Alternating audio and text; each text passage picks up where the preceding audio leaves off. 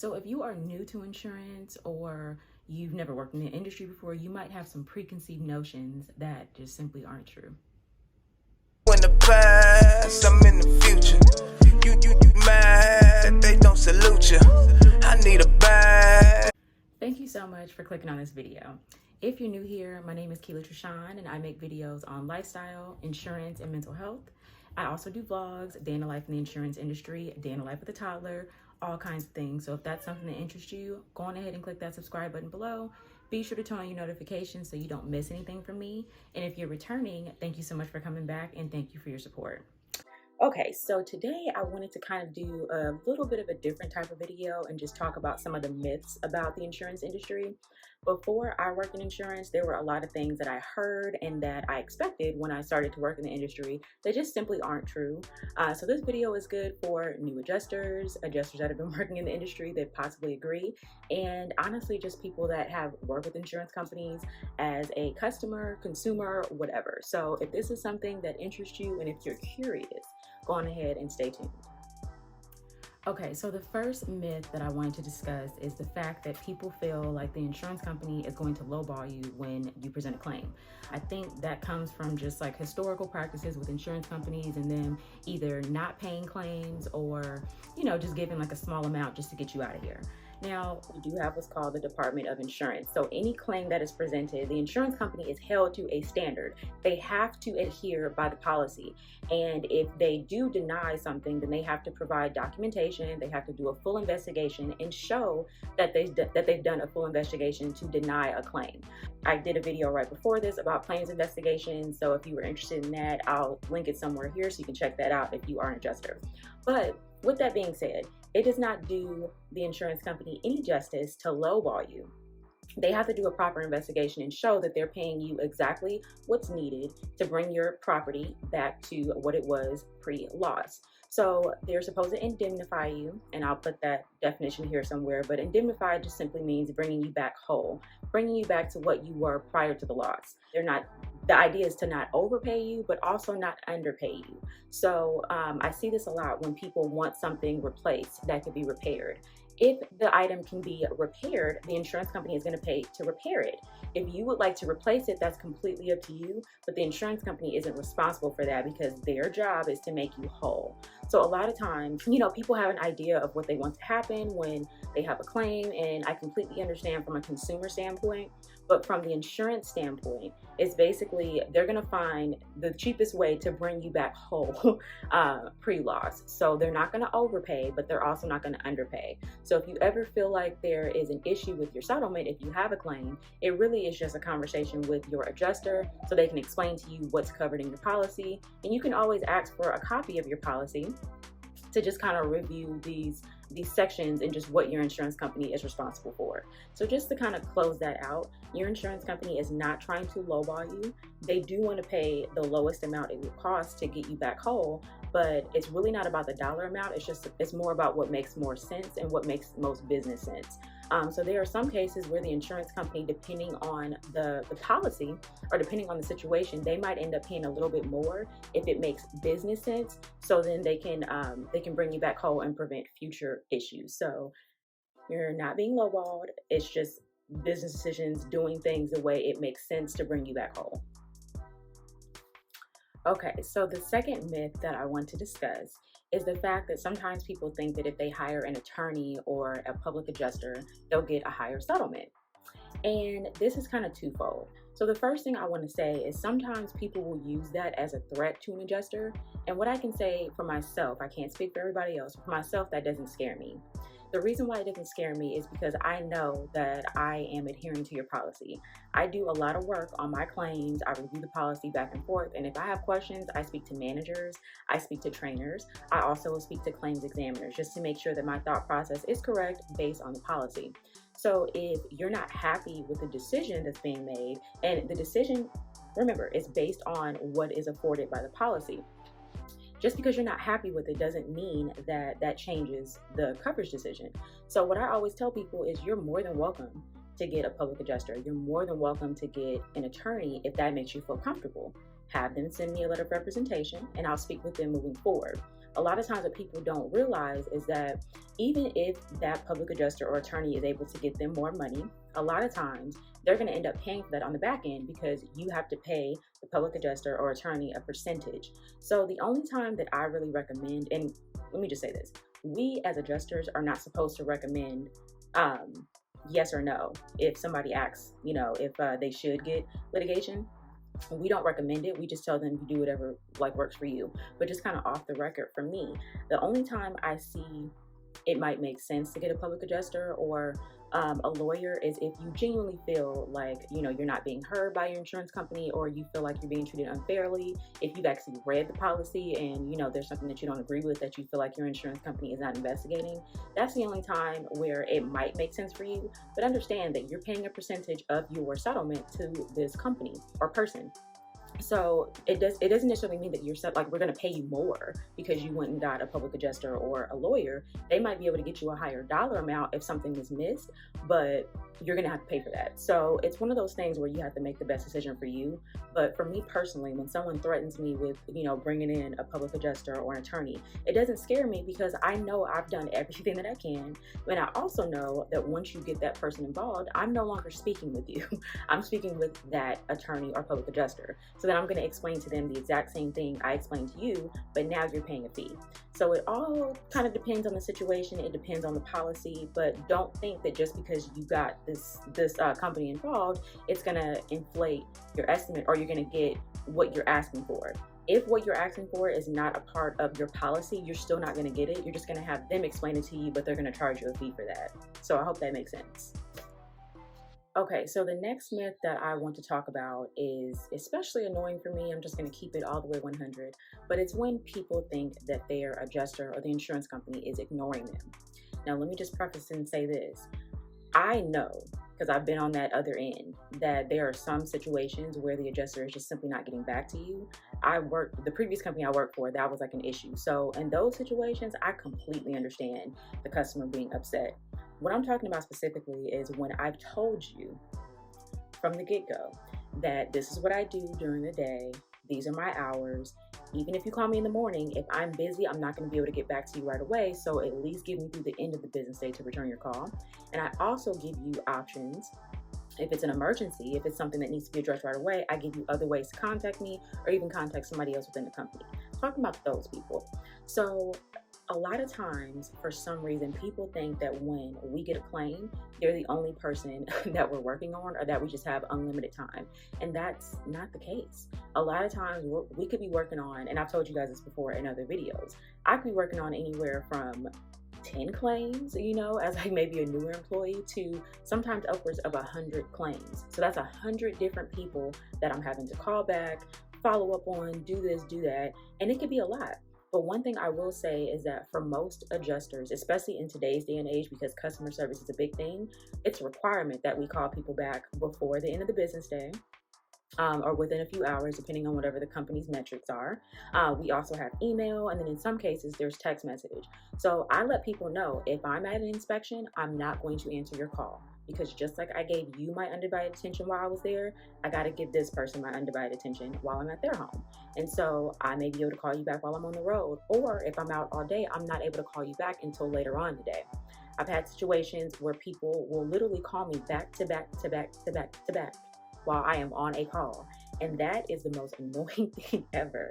And I always let them know, yeah, I saw you calling 8 times, but I was on the phone. Then people want, oh, I'm so sorry. No, don't be sorry, just don't do it. So it's a myth that your adjuster is trying to ignore you. I promise you, when we get claims, we're trying to get it closed out as quickly as possible because you never know when the workload is going to skyrocket. So at least my process, I'm trying to make sure that I get your claim taken care of in a timely manner because I want to keep you happy. I don't want you escalating anything to my manager or anything like that. I'm trying to make my life easier because the longer it sits, the more opportunity for things to go left.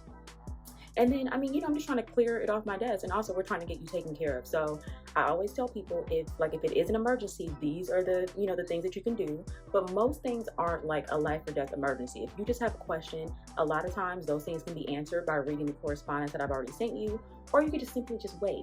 So I understand that, this is your home or this is your car, so it's super important to you. I get it. It's not that it's not important to me. or to your adjuster. It's just that we have other people to tend to. So, we're handling things as it comes along. So if you're in a situation where your adjuster is not getting back to you, that's a completely different story. Then you might need to go on ahead and escalate it. But if your adjuster has a habit of calling you back within a few hours or by the end of the business day, allow that adjuster that time so they can get to you and they can properly get to you. I just think that the worst thing, like, we're human beings too, and sometimes people think that by doing that, they're going to put some fire under us. But no, what you end up doing is making the relationship sour, and then we don't want to get to you as quickly because you just won't give us that time. So just be patient. Again, if it's a situation where it's like somebody habitually not calling you back or just, completely ignoring you, that's a different story. But somebody that has proven that they are there for you and they're taking care of you, give them that time to call you back. Okay, so the fourth myth that I want to talk about is the idea that if you save the insurance company money in this area, they're going to show you love in another area. So I'm going to give a quick example of that and just kind of explain why things just don't work that way. So I had a customer that they were eligible for temporary housing. Their home was in a situation where they could get temporary housing. I could have paid for them to stay in a hotel or even like an Airbnb for a couple weeks to a month while their home was being taken care of, because they didn't have use of their kitchen, and then it was like one bathroom out of order. They chose instead to stay with some family, which is fine. But they then later on tried to say, oh, well, since we saved you guys money on housing, can you give us a little bit extra to fix, this, whatever it was in their kitchen. That's not how this works. I hate to break it to you. I can understand why you would think that's how it works, but that's not how it works. The way the insurance company looks at it is if it's owed, it's owed. So even if we had to pay 2 months of temporary housing, plus the repairs to their kitchen, plus the repairs to their bathroom, it's just owed because, again, per the Department of Insurance, the insurance company's job is to make you whole. And then, with your premium, you pay for temporary housing, loss of use, things like that. So it's something that we can pay if it's warranted. You not taking us up on that offer is, that's completely up to you, but that doesn't mean that now we give you extra money that's not owed. That's the thing. If it's not owed, that doesn't mean that we're going to take the money from here and then apply it here. No. If you don't want the temporary housing, then you forego the temporary housing. That's completely up to you, but you don't get extra money for, something else because you so-called saved the insurance company money. That's not how it works. So people, a lot of times in my experience, people don't understand that explanation initially, but then I do have to break it down to them. It's indemnified. The insurance company needs to bring you back to pre-loss condition. So if this is owed, this is owed, this is owed, you can turn it down, but that doesn't mean that we're going to take money from this and apply it to here. No. If you're only owed a new cabinet, we're not going to now pay for a new cabinet and new flooring because you didn't take the temporary housing.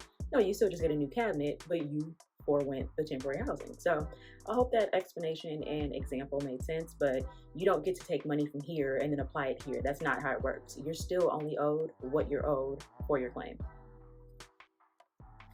Okay, so the last myth that I want to talk about, this is a pretty common one that I hear, but the idea that if you have full coverage, that covers anything and everything that could possibly happen. So when I first started insurance training, I went in with the idea that full coverage is full coverage. So the easiest example I can use is with vehicles. You have your comprehensive insurance, and then you have your collision insurance. So a lot of times people think that, that includes basically anything that could possibly happen with the car. That includes rental, that includes all these other things, and that's just not how it works. Full coverage is kind of like a blanket term, but in insurance terms, there's no such thing as full coverage. So I think the sooner that people realize that, the easier these conversations will become for everyone. There's always going to be exclusions. So a lot of times there is coverage for all these things, but if it falls into this category, it's not covered. If it falls into that category, it's not covered.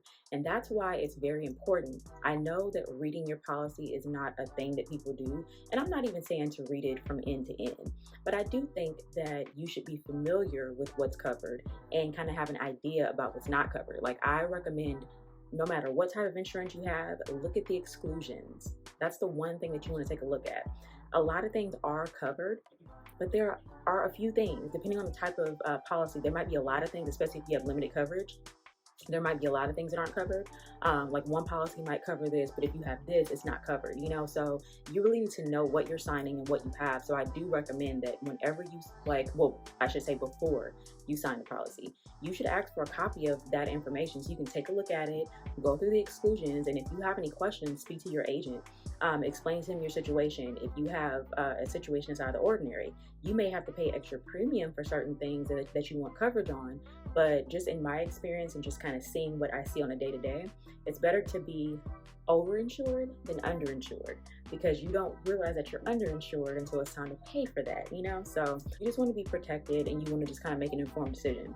Now, for some people, you might read your policy and just think, okay, well, you know, it's unlikely this may happen, or I'm not worried about this happening, so I'll forego this insurance to have a cheaper premium. That's completely fine. But just understand that, like, just because your agent or someone is calling it full coverage, there's always going to be something that is excluded, and I feel like it's better to kind of know what those things are than to not know and then find out when you get into a situation where you need to use your insurance and you get that decline letter, you know what I'm saying? So there's no such thing as full coverage.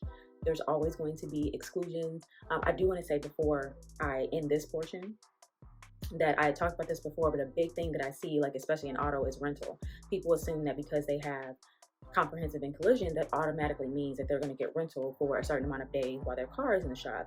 And no, rental is a separate thing that you would add on to your policy. It's going to be for additional premium, and it's usually not that much. It's usually just like a few extra dollars a month. But people don't realize that they don't have this coverage until they get into an accident, and then they want to get put into a rental. And it's like, we can put you in one and we can give you the insurance rate, but you don't pay policy or premium for this, so you're going to be responsible for it out of pocket. So just think about these things, you know, when you're throwing these terms around or whatever. Really understand what they mean, and just make sure that you're reading your policy, what your policy covers specifically and what your policy doesn't cover specifically, so you can know if you need to add or even sometimes subtract coverage, you know, to work on your premiums. All right, you guys, so that is all that I have for you today. I do hope that this video was helpful. Again, I just want to kind of bring light to some of these topics, because these are some things that people just really don't know. And the reason why I felt the need to do a video like this is because just going through my day-to-day, not just with this job, but with previous jobs, there are some things that people just don't know until it's time for them to have a claim.